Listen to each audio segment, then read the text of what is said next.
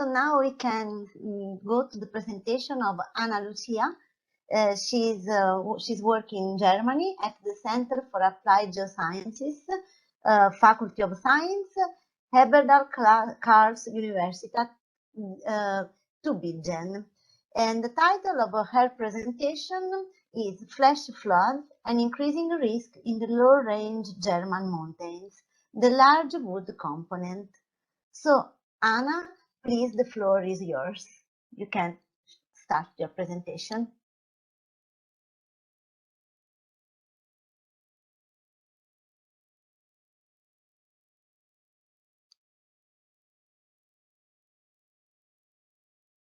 Anna, please turn on the microphone.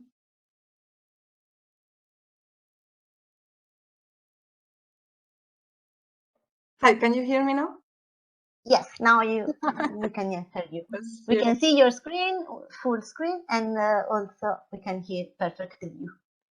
Please, the floor is yours.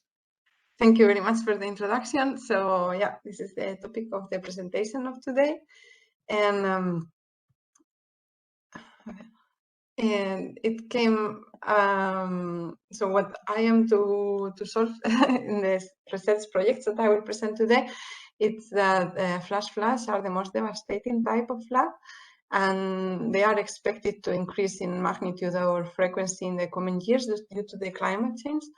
And they have been studied in Europe, mainly in the Mediterranean area or in the Alpine mountain regions, but not so much in the low mountain continental ranges. And among all the components, which will be the water, the sediment, and the wood, the less known of all of the three is the wood. And the wood can be a problem, so when it is being transported and it can pass below infrastructure, it's not a problem. But when it gets trapped in narrow sections, such as bridges, it can clog the section. And of course, the water that was in principle estimated to pass below the bridge, then it will be overflood and it will increase the hazard of the flash flood itself, or also eventually normal floods. And in the last years, so I came into Germany in 2016, and just like 1 month afterwards, it occurred the event of Braunschweig in the north of Baden-Württemberg, here in Germany. And it affected a small area, so mainly a village of 2,000 inhabitants. But this was the aspect of the main street, so you can see there was a lot of debris transported, sediment, and wood. And last summer, you may all remember that in the Eifel region, so this region near Belgium and the Netherlands, there were two big catchments that were severely affected by a flood. And these are the characteristics of the two events. So in Braunschweig, there was a small region, and the catchments that were affected, the largest was 30 square kilometers. We studied 2 of them. There were luckily no casualties, and it generated a cost of more than 150 million euros. That for such a small village, it has a big impact. The precipitation of the event was between 100 and 150 millimeters per hour during 2 hours. In the Eifel region, there is a much larger area affected, with a diversity of size, gradient, and land use of the affected catchments. There were counted 184 casualties just in Germany, and it costed more than 30 billion euro. The precipitation on average was 115 millimeters in the entire catchment of the Ahr River, that was the main affected, with maximums of 157 in 1 day. So relatively less precipitation, but it also lasted quite long. And in both events, the antecedent conditions of the soil was that it was really saturated because of previous rain. This is how it looked in terms of large wood. So this was Braunschweig, and these are comparable size catchments and morphology. And here, this is the floodplain. It was totally remobilized, the bigger sediment, coarse sediment, and also a lot of fresh lot of large wood was freshly recruited during the event and trapped in bridges. So this was over a bridge, and this was the Eiffel region. And in the tributaries, so not in the main channel, what we saw is that there was very big. So the discharge was very high, as you can see here. This is the main channel, but in terms of wood, it didn't appear to have so much morphological changes and so much wood freshly recruited. However, in the main channel, there was the bridges were blocked. I forgot to mention that in this catchment, there were I think 62 catchment out of 75 were totally damaged. So really affected. And I will pass now to explain a little bit the research that we've been doing in the last years in Braunschweig. Most of it is published already. So in the event of 2016, there were colleagues from Potsdam studying mainly the precipitation and the sediment aspects, and we published together in a special issue different research. In my case, I took a look more in detail to the morphological changes and the large wood aspects. You can see this is the catchments and that we studied, and they have the relief is very low, so the slopes are relatively mild and are mainly agriculture, but the channels are steep and they have also steep slopes in the channel. This was how it looked, and we could find some relationships between widening and stream power, unit stream power of confinement index, so some hydraulic parameters and also morphological parameters of the channel, and also the wood recruitment could be related with stream power. These are some of the graphics of the widening compared with other regions in the Apennines in Italy. And the widening was similar or even higher. And it's a pity that Virginia Ruiz Villanova couldn't present before in the previous session, but I think she would have presented probably this meta-analysis she's doing with all the combined, all the data that she could compile about widening in Europe in order to understand this process.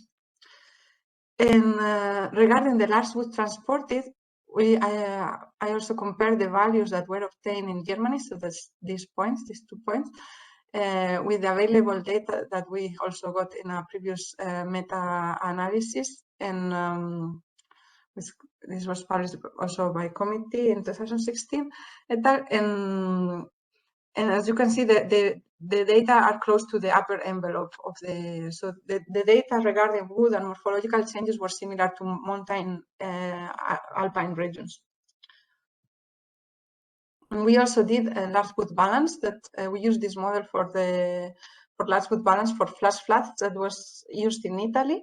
But in Italy, we took into account the wood that was recruited due to landslides in the fluvial corridor and how it was transported from one ridge to the next. But we didn't take into account the dead wood already present in the channel, because in Italy, the management of the wood is mainly that they remove the large wood in order to prevent flash flood hazard, despite of the inconvenience, of course, for the diverse fluvial morphodiversity and habitat. These were the results we got, and similarly also to Italy, most of the wood was being recruited from the fluvial corridor. But one question that was raised, but also some from the slopes, so it couldn't be neglected as the part from the slopes, and it was mainly in Greenbach, all of it deposited, and here it was, I have to say, it was mainly removed very fast after the event because that was the village. But the question from the reviewer came at that time, it was what was the role of the dead wood already present in the channel? And this question was motivated also because large wood is not perceived negatively in Germany. So as a study by PG in 2015 was done, and so we hypothesized that maybe this wood was already very high. So with this goal and hypothesis in mind, we got a little project to improve, with the goals to improve flash flood hazard mapping, including morphological changes and large wood transport in this kind of region. and test and systematize methods to automatically detect the wood and the morphological changes, so that this analysis could be done fast after the flood and could be used also for by the administrations.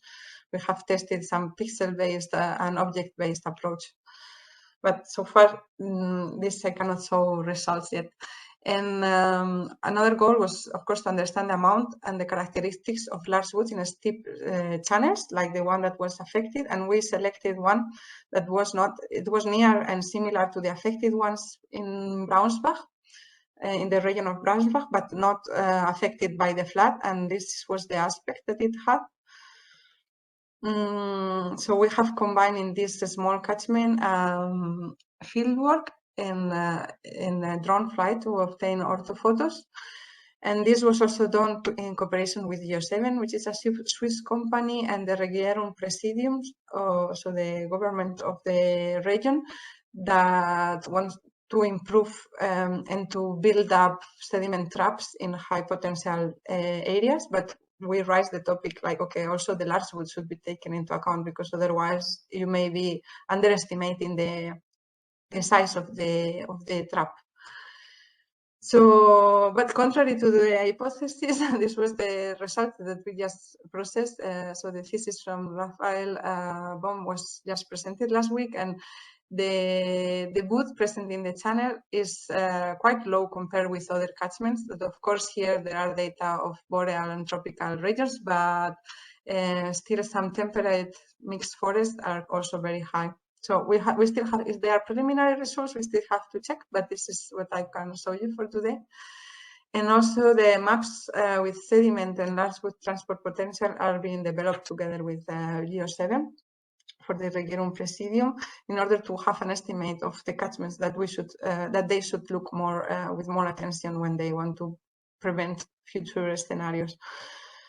And we also compile a database of previous flash floods that has happened in the region, and that they were not initially taken into account by the administration. And in the Eifel region, the flood that occurred in 2021, we just led by Michalice from Potsdam, we got a small, fast action, they call it hard action, which is with the goal to collect, analyze, and evaluate high-resolution on-site and remote sensing data in regions affected by flood. So we got it in order to make this kind of forensic study. But unfortunately, due to the timing of the flood and too many holidays, so people in holiday, it was hard to coordinate, and we only could start the project in September and go to the field in the beginning of October. So maybe already a little late. And in this project, I mainly take care of the work package 4, which is studies the role of large woods and dynamics during the flood, together with other colleagues from Tübingen and Potsdam and master students here. And here, what we could show is that this is a dam. This is a dam that was in one of the channels, and the spillway of the dam was clogged by wood, and therefore it's overspilled, producing these gullies in the dam. So the risk of hazard in this specific catchment was really high at that moment. Luckily, it didn't happen, but they have already removed this dam, but it was constructed mainly on earth.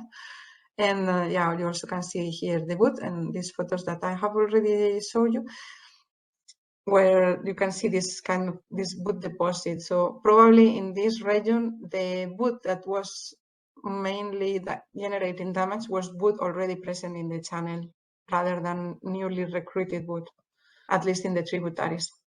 This is the affected region. In this map, you can see the precipitation, and it has this kind of gradient, where most of the precipitation in this catchment, which is the most affected, and from the scientific perspective also quite interesting to look, it affected mainly the left side tributaries, so more in the north, and there is a big gradient of precipitation. While the morphology, here you can see the map of the slope, it changed with this gradient, so we can have similar catchments with similar physiography and very different precipitation, and as well as the land use. So the idea is to study how this what was the response in the different catchments, because this catchment is 900 square kilometers. And we have been doing the fieldwork in October, and we got this money to get a high resolution LiDAR flight in September and October, and the automatic detection. We are using also the automatic detection chains of a tool called HatchMapper. Maybe some of you are familiar with it, and this allows us to study probably the main valley. But I want to show you here some of the data that we are we collect in the field, and this point here where you can see chains, it was a meadow, so it's not forest, so the land use has to be taken into account, because this expresses the change in NDVI, so vegetation index. And we could also observe here, so this is this region, we can see this landslide here, and this incision in this ridge a little bit. The south channel, so the right side channel tributaries, they had almost the response was quite minor. And in the main valley, this was the situation. I don't know if you see here the peak flow mark, but still we have a lot of work to do in the coming months, hopefully. And as a preliminary results, we hope to obtain correlations and thresholds in response of discharge, morphological change, sediment, and large wood transport in the different affected catchments. We want to highlight the relevance of this post-event forensic surveys and the timing, because at least in Germany, everything was quite rearranged and cleared up shortly after the flood. So in order to study the response, it's very hard unless it is done very fast. And the role of large wood varied in both events, so it will be interesting to explore this variation too. And as I already anticipated, in the Eifel region, there was no severe recruitment observed, but the presence of large wood in channels cannot be neglected. So these aspects should be considered as important, at least in this region.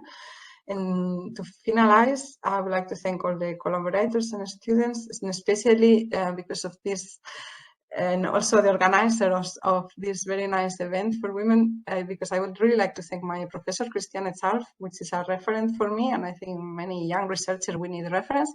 And also the Brigitte Liebe-Lange program is a program financed by the Ministry of Arts and Science here in Baden-Württemberg, and it's specific for women with children.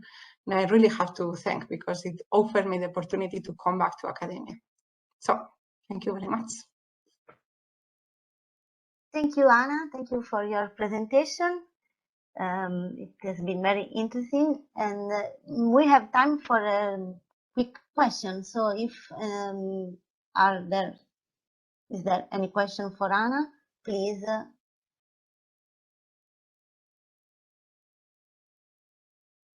You can see, you can write it in the chat, or you can. I cannot read the chat. Maybe I have to stop sharing. Angela, I have a question. Yeah. Okay. Victoria, please. Hi, Anna. I'm curious because how the local authorities manage the presence of these large wood in the channels, especially after the flood. So after the flood, it is removed. And at least in Braunschweig, it was divided because the forest that was in the floodplain was eroded. They cut it and they divided it among the proprietaries, the owners of the forest, so they could sell the wood, and they just removed most of it. But interestingly, in between events, so when there is no flood in Germany, we learned it also recently, that the law prevents from cutting the dead wood and removing in the channel. So they have to leave it by law. Once the tree is dead, it has to stay there because of ecological purpose. So I was actually, knowing this law, expecting much more difference with other regions in. Yeah, sure. Okay, thank you. Of course, this kind of information can improve the hazard mapping in the country, in your country. So they are very, very useful to be investigated. So, yeah, are there other questions for Anna? I don't see any hand. So thank you again, Anna, Thanks for your presentation. Bye.